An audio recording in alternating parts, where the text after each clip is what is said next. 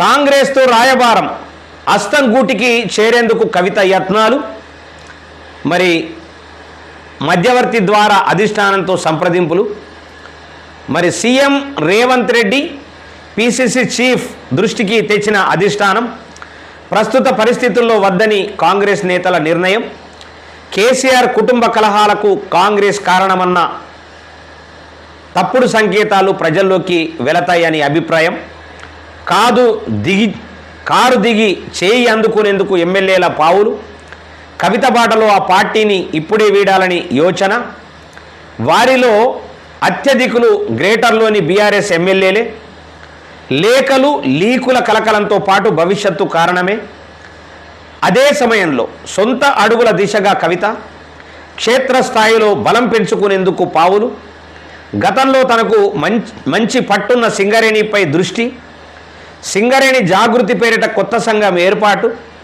కార్మికులతో భేటీ, కోఆర్డినేటర్ల నియామకం. ఇవో ఒక్కటక్క నేను చెప్తున్నా,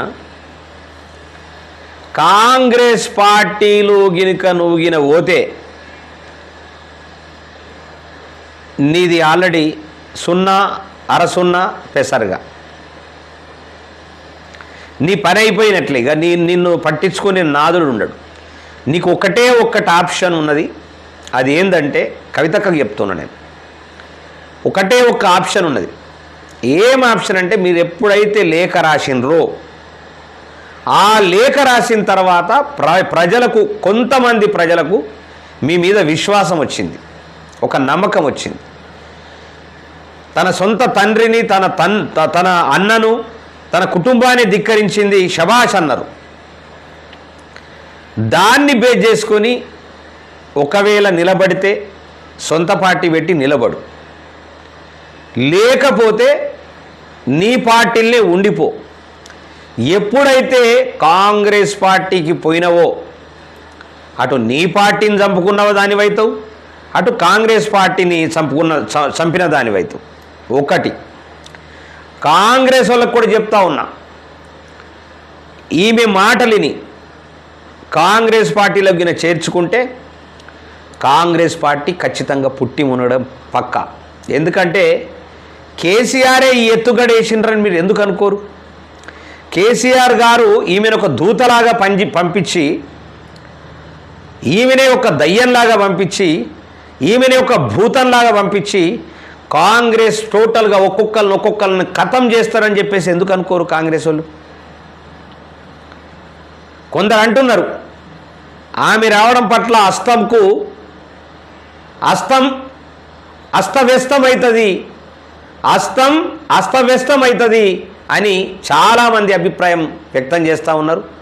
ఖచ్చితంగా అస్తం అనేటటువంటిది ఖచ్చితంగా అస్తవ్యస్తం కావడం పక్కా. కవితక్కను గినుక చేర్చుకుంటే అస్తవ్యస్తం, ఇప్పటికే అస్తవ్యస్తంగా ఉన్నది అస్తం.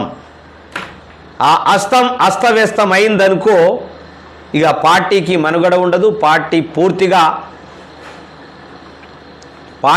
పూర్తిగా ఆగమాగమయ్యేటటువంటి పరిస్థితి మాత్రం ఖచ్చితంగా ఉంటుంది. మరి కేసీఆర్కు లేఖాస్త్రం సంధించి ధిక్కార స్వరం వినిపించిన ఆయన తనయ కవిత కాంగ్రెస్ అధిష్టానంతో రాయబారం నడిపారా? ఆ పార్టీలో చేరేందుకు ప్రయత్నం చేశారా? ప్రస్తుత పరిస్థితులలో కాంగ్రెస్ అధిష్టానం అందుకు నో చెప్పిందా? ఈ ప్రశ్నలకు అవును అనే అంటున్నాయి కాంగ్రెస్ వర్గాలు.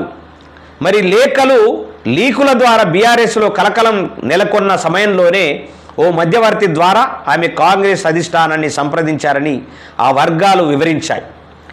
ఇటీవల 2-3 రోజుల పాటు మంత్రి రేవంత్ రెడ్డి, పిసిసి అధ్యక్షుడు మహేష్ కుమార్ గౌడ్ ఢిల్లీలోనే మాకం వేసిన సంగతి తెలిసిందే.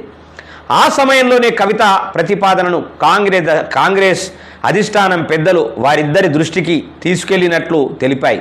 అయితే ప్రస్తుత పరిస్థితులలో ఆమెను చేర్చుకోవడం మంచిది కాదని వారిద్దరు అభిప్రాయపడినట్టు వివరించాయి. మరి పార్టీలో కవితను చేర్చుకుంటే కేసీఆర్ కుటుంబ కలహాలకు కాంగ్రెస్ కారణమన్న తప్పుడు సంకేతాలు వెళతాయని చెప్పినట్లు ఆ వర్గాలు వివరించాయి. పిచ్చోళ్ళారా, కేసీఆర్ కుటుంబ కలహాలకు కాంగ్రెసే కారణం అనేది పక్కకు పెట్టుర్రి మీరు. ఆ తెలివి తక్కువ తనాన్ని పక్కకు పెట్టుర్రి, ఆ తెలివి తక్కువ తనాన్ని తీసేయండి, అస్సలు తెలివి తెచ్చుకోర్రి. ఒక దయ్యం భూతాన్ని మీ కాంగ్రెస్ అందరినీ కూడా మొత్తం కబలించి ఆ దయ్యం భూతం మళ్ళీ అదే పార్టీకి బీఆర్ఎస్ పార్టీకి కంప్లీట్గా తీసుకురాదనే గ్యారంటీ ఏముంది? దయ్యము భూతము రెండు రకాలుగా, మామూలుగా చంద్రముఖి అంటారు కదా, చంద్రముఖిగా అవతారం ఎత్తి అన్ని రకాల పరిస్థితులను కాంగ్రెస్లో చేరి ఒక్కొక్కళ్ళను చంపుకుంటా ఒక్కొక్కళ్ళను తీసుకొచ్చేసి ఇక్కడ అప్పచెప్పుకుంటా రాదని చెప్పేసి మీరు ఎట్లా ఊహించరు? పెద్ద ప్రమాద గడియల్లోకి వెళ్ళిపోతుంది కాంగ్రెస్ పార్టీ. కాబట్టి బుట్టిగా ఏదో కలహాలు, కేసీఆర్ కుటుంబంలో కలహాలు ఎప్పటి నుంచో ఉన్నాయి, కలహాలు మీరు పుట్టించేది. వాళ్ళు మీ కాంగ్రెస్లో కలహాలు లేపటానికి ఒక లెటర్ ద్వారా డ్రామా క్రియేట్ చేసి కంప్లీట్గా కాంగ్రెస్ను కలహాల కాంగ్రెస్ లాగా చేయటానికి ఒక దూతను, ఒక దయ్యాన్ని, ఒక భూతాన్ని పంపిస్తున్నట్లు ఎందుకు అనుకోరు మీరు? ఖచ్చితంగా ఇది నిజం. కాబట్టి ఇదే అదనుగా బీఆర్ఎస్లో తాజా పరిణామాలను గమనిస్తున్న ఆ పార్టీలోని కొందరు ఎమ్మెల్యేలు చేయి అందుకునేందుకు ముందుకు వస్తున్నారని కాంగ్రెస్ వర్గాలు చెబుతున్నట్లు మనకు తెలుస్తూ ఉన్నది.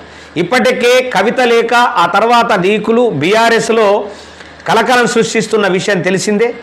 కవితతో ఆ పార్టీ పెద్దలు జరిపిన రాయబారము విఫలమైంది. సొంతంగా అడుగులు వేసే దిశగా ఆమె ముందుకు సాగుతున్నారు. అదే సమయంలో మేడిగడ్డ బ్యారేజీ కుంగుబాటుకు సంబంధించి కాళేశ్వరం కమిషన్ కేసీఆర్ హరీష్ రావుకు నోటీసులు జారీ చేసింది. మరి విచారణకు ఇద్దరు హాజరు కానున్నారు కూడా. ఇక ఫార్ములా ఈ కారు రేస్ కేసులో కూడా కేటీఆర్కు మరి ఆల్రెడీ మన నోటీసులు కూడా అందినట్లు కూడా మనకు తెలిసిన మాట వాస్తవం. అంటే ఇక్కడ ఒక్కటి గమనించాల,